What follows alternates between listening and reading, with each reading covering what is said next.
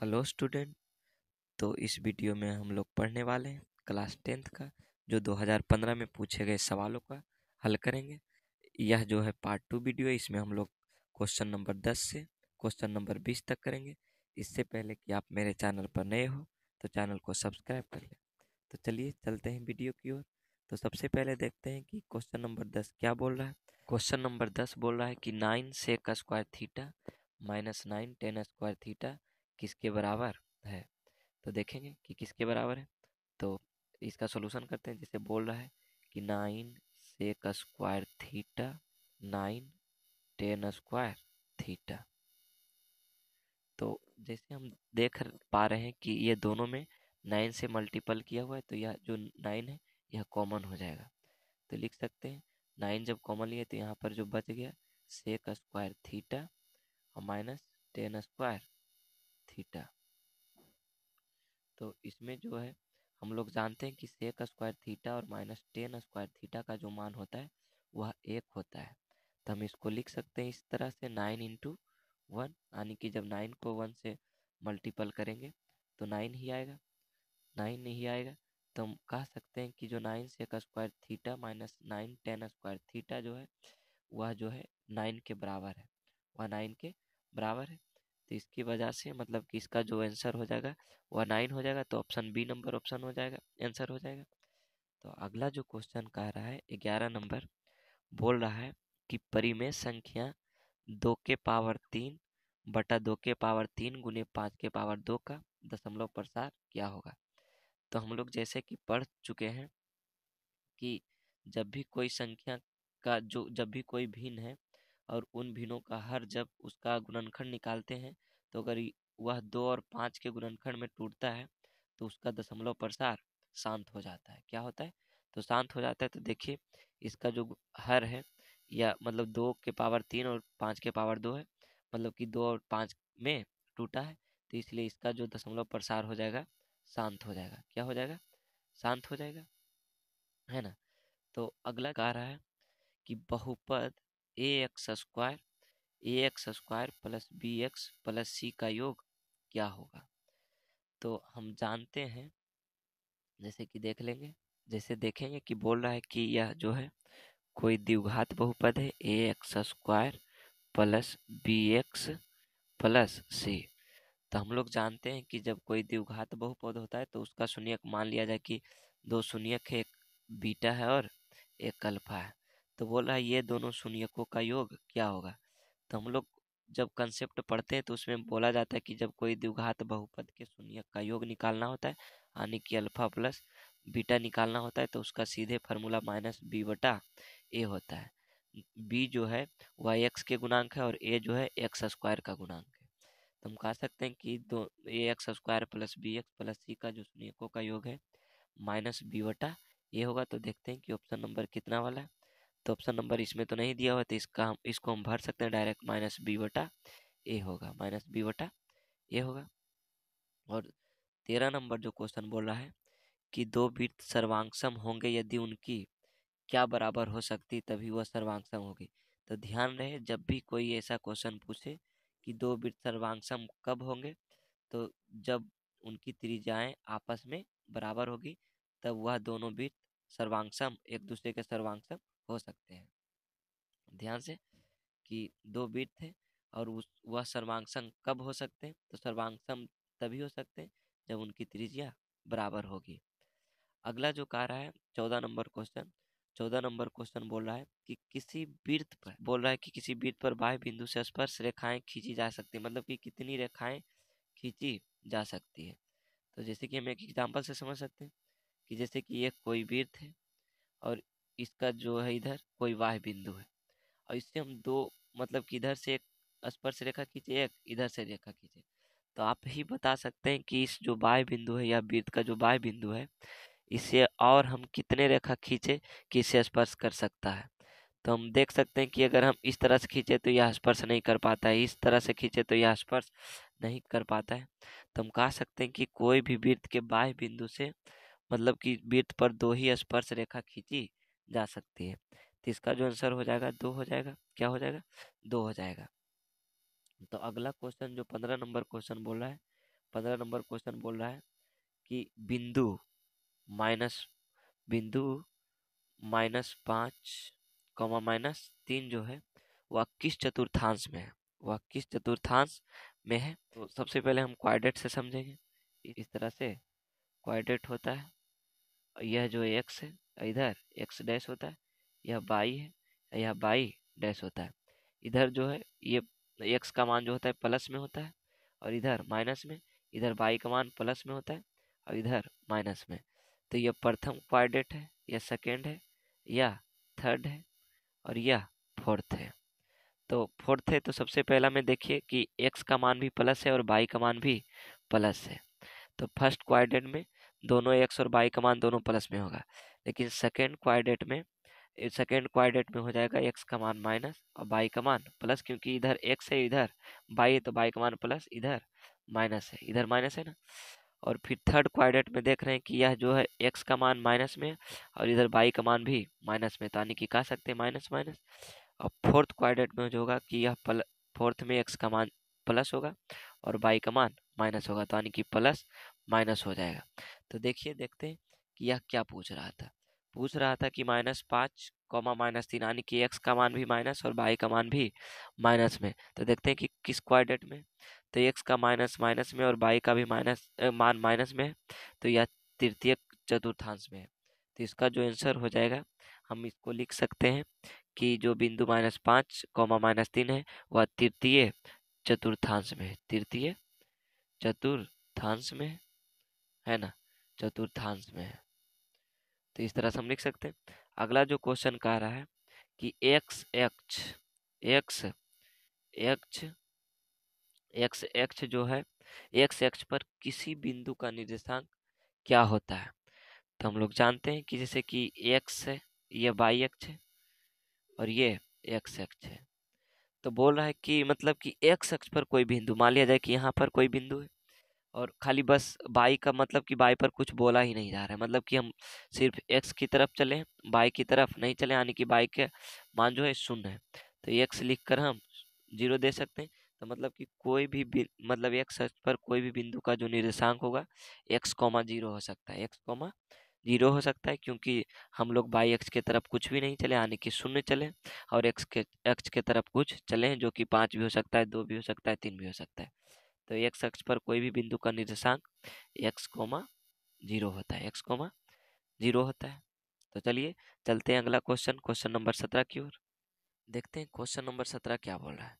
Question number 17 बोल रहा है यदि साइन थीटा बराबर कोस थीटा तो थीटा का मान क्या होगा। तो कहने का मतलब कि थीटा का हम कौन सा मान रखें कि साइन थीटा बराबर कोस थीटा हो जाए।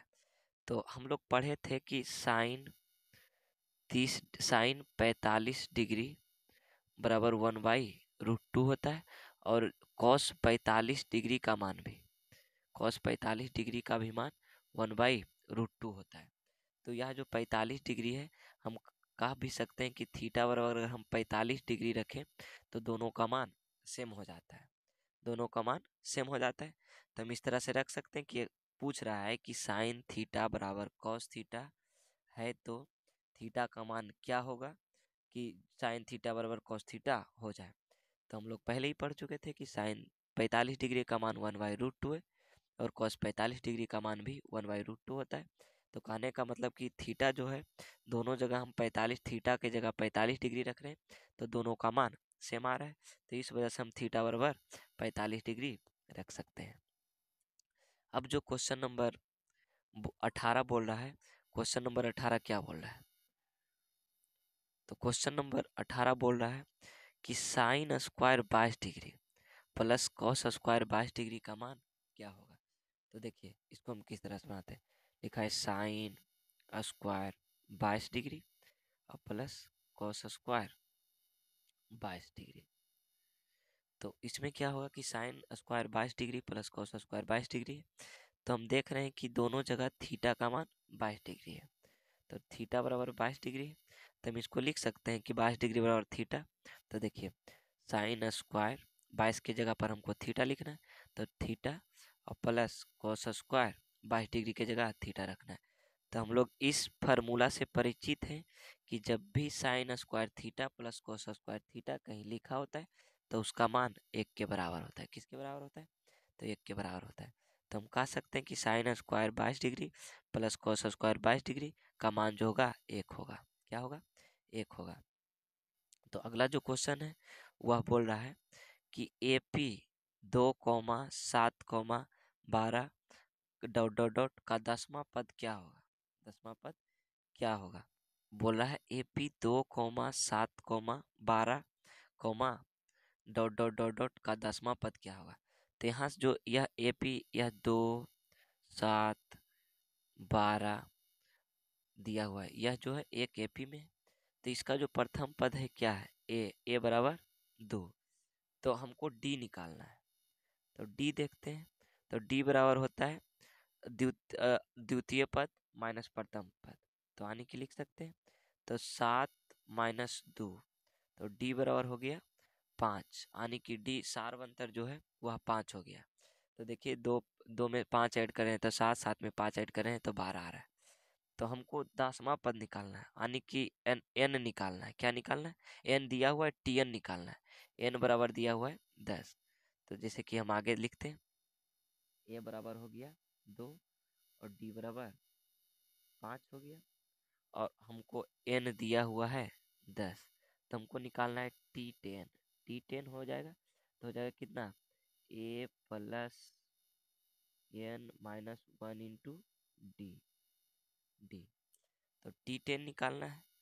तो हो जाएगा a का मान कितना दिया हुआ है 2, प्लस n का मान कितना है 10 माइनस 1, और फिर उसके बाद d का मान कितना है 5। तो जब इसका सोल्यूशन करेंगे तो 2 प्लस 10 में से 9 और गुने 5। तो 2 प्लस 9 पचे 45, 9 पचे 45। तो यह जब 9 पचे जो हो जाएगा 45 हो जाएगा इस तरह से। तो 45 और 2 जोड़ेंगे तो 47। तो कह सकते हैं यह जो T10 है, मतलब कि 10वां पद जो है वह 47 हो जाएगा। कितना हो जाएगा? 47 हो जाएगा। तो इसका जो आंसर हो जाएगा वह 47 हो जाएगा। तो अगला जो क्वेश्चन है, क्वेश्चन नंबर 20, जो अंतिम क्वेश्चन है, वह बोल रहा है यदि 3,5,17,x का माध्य 6 है तो x का मान ज्ञात करें। अगर कभी माध्य पूछे तो हम माध्य को औसत भी कह सकते हैं। तो इसको हम किस तरह से सॉल्व करेंगे? देखिए इसको किस तरह से सॉल्व करेंगे। तो सबसे पहला जो है दिया हुआ है 3, दिया हुआ है 3, 4, 5, 17, x, और फिर इसका जो माध्य दिया हुआ है 7 दिया हुआ है, माध्य दिया हुआ है 6 दिया हुआ है, सॉरी 6 दिया हुआ है। तो माध्य हम बता रहे हैं कि माध्य को हम औसत भी कह सकते हैं। औसत कहता है कि जो दिए गए संख्या है उनको उनका योग अब बटा संख्याओं का संख्या होता है। कहने का मतलब कि यह जो है 3, 4, 5, 17 प्लस x को हम जोड़ लेंगे और कितना संख्या है तो 1, 2, 3, 4, 5 उससे हम भाग दे देंगे जो कि 6 के बराबर हो जाएगा। तो चलिए चलते हैं।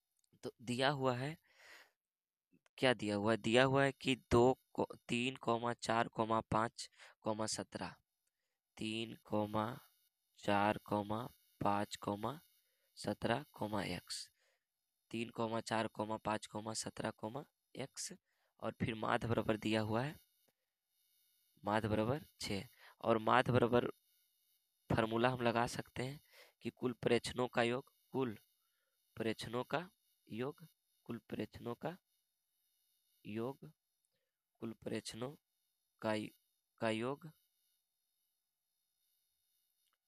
का योग बटा कुल संख्याओं की संख्या, कुल संख्याओं की संख्या, कुल संख्या भी लिख सकते हैं, कुल संख्या। तो इसको हम किस तरह से बनाएंगे? तो कुल प्रेक्षणों का योग क्या हो जाएगा? 3, माध्य बराबर दिया हुआ है 6, तो 6 लिख दिए। फिर 3, 4, 3 plus 4 plus 5 plus 17 plus x, और बटा कुल संख्या कितना है? 1, 2, 3, 4, 5 है, तो 5 हो गया। तो हम इसको जब सॉल्यूशन करेंगे तो जोड़ेंगे तो क्या हो जाएगा, 3 + 4 7, 7×5 12, 12×7 29 होता है। कितना होता है, 12 17 29 होता है। जैसे कि 7 5 12 12 और 17 29, तो 29 प्लस x ऊपर हो जाएगा और नीचे 5 हो जाएगा और इधर इक्वल में 6 हो जाएगा। तो हम इसको लिखेंगे जब सॉल्यूशन करेंगे तो यह जो 5 है, यह जो 5 है यह ये साइड चलेगा, 6 × 5 6 × 5 बराबर हो जाएगा 29 प्लस एक्स, 29 + x। तो 29 + x होगा, इसको जब मल्टीपल करेंगे तो 6 × 5 = 30 बराबर 29 प्लस एक्स। तो x का मान हमें निकालना है। तो 29 जो है इधर बराबर बराबर का जो साइड, इस साइड में है प्लस में, तो इधर आएगा तो माइनस में, 30 - 29 इक्वल x। तो 30 में से 29 घटाएंगे तो 1 आएगा और x का मान हम इससे प्राप्त कर चुके हैं कि x का मान जो है 1 है। तो यह जो बोल रहा है कि x का मान ज्ञात करें, x का मान ज्ञात करें। जैसे कि दिया हुआ है 3 4 5 17x और माध्य बराबर 6। तो माध्य बराबर हम लोग जानते हैं कि कुल प्रश्नों का योग बटा कुल संख्या। तो जब निकालें इसका सॉल्यूशन किए तो x का मान 1 निकल गया और हमसे पूछा भी जा रहा था कि x का मान क्या होगा। तो x का मान 1 हो जाएगा, x का मान 1 हो जाएगा। तो आशा करता हूँ कि यह पूरा वीडियो जो होगा आपको पूरी तरीके से समझ में आया होगा। तो आशा करता हूँ कि आप इस वीडियो को ज़्यादा से ज़्यादा शेयर करेंगे, लाइक करेंगे और चैनल को सब्सक्राइब भी ज़रूर करेंगे। धन्यवाद।